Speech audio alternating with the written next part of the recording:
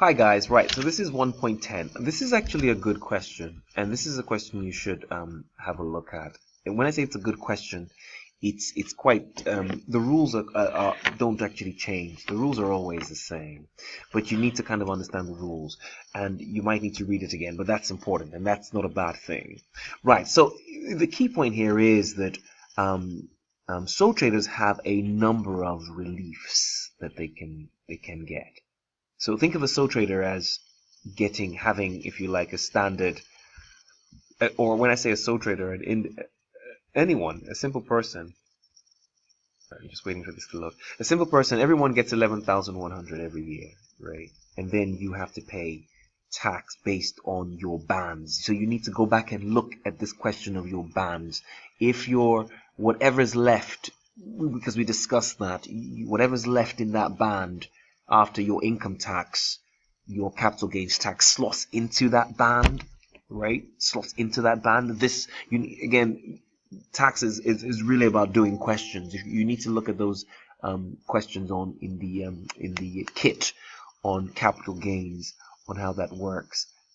But let's just focus on this question of reliefs. So you get that 11,100. Now, if you run a business and you're selling off part of that business, like a family business, typically, right? Like, shares that are not listed on the stock market. So for that business to continue, if you have to now sell the shares in that business and then make a large profit and have to pay tax on it, it might bring the business to an end. So one way of dealing with that, the government is this thing called the Intrapreneurs Relief.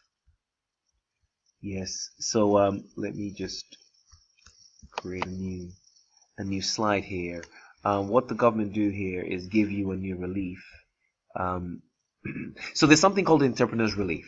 Now I just need a new page. Okay, great. So I just need a blank page. Sorry, this thing is so slow. I'm changing my laptop today. You need a new relief. So right, let me just come here and let me just ask for a new page. So you need a new. We have something called Intrapreneurs Relief. That's what this question is about, and that's what I need you to kind of think about. Now, there are rules about the Intrapreneurs Relief. It's given to us. So, and Intrapreneurs Relief applies to businesses. Let's look at what it says here. If we come down here, chargeable gains reliefs available to individuals. I think it's a fair question, but you just have to know this area of the syllabus. It can't be ignored. It can't be ignored. So the question here is that sole trader businesses and partnerships get entrepreneur relief. Companies do not get entrepreneurs relief. They just don't, because they're not entrepreneurs, right? It's all very annoyingly slow. They get so. Hopefully you can go and check this on your screen. They get relief. Now, I believe that relief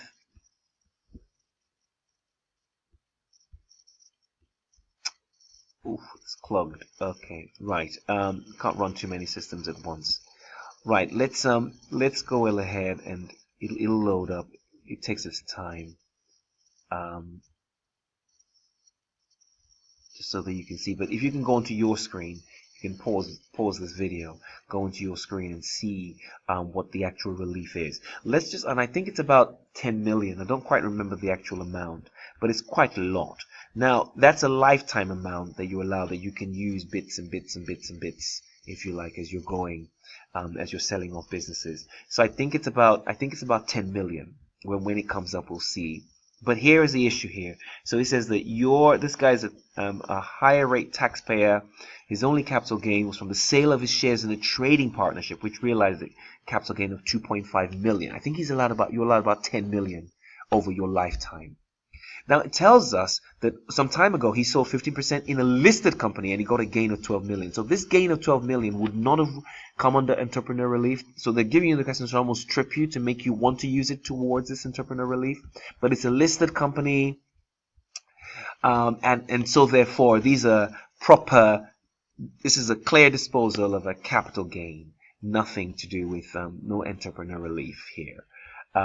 So here, this is the only thing that will have access to that entrepreneur relief that can be taxed. And gains, if you're going to use entrepreneur relief, gains can be taxed at 10%.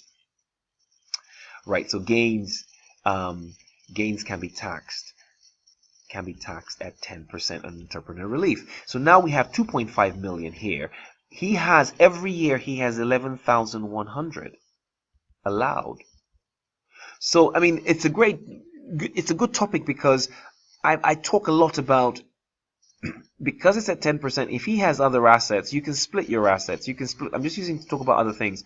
You can split your assets about for those that are allowed under entrepreneur relief and those that aren't. So you can have assets, others. So those other assets, because they'll be taxed at whatever 20%, and you want to give them that 11,100 in case you have a question like that. So you want to give them the 11,100 towards that. So for example, it sold say some kind of painting for whatever 10,000, 11,000, say 12,000. You want to use that 11,100 towards the 12,000, so that whatever's left gets taxed at whatever 20% or 40%, depending on whether he's a higher or lower rate taxpayer, right? So quite important, because if he's still in his band, if his salary is, for example, 15,000, so he's still in his lower band, so this gets taxed at 20%. If he was already like in a 45,000, well, he's now in his higher band, so this gets taxed at 20%. So do you see how this works?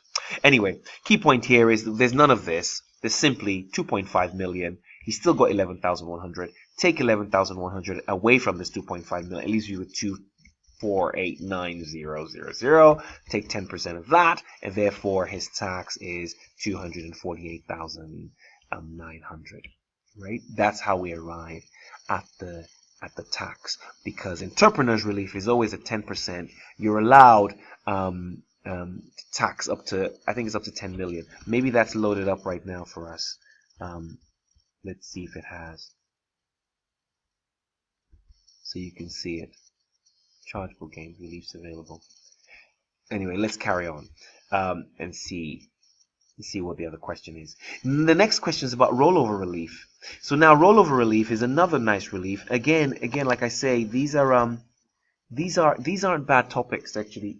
Now with rollover relief, all companies are allowed rollover relief.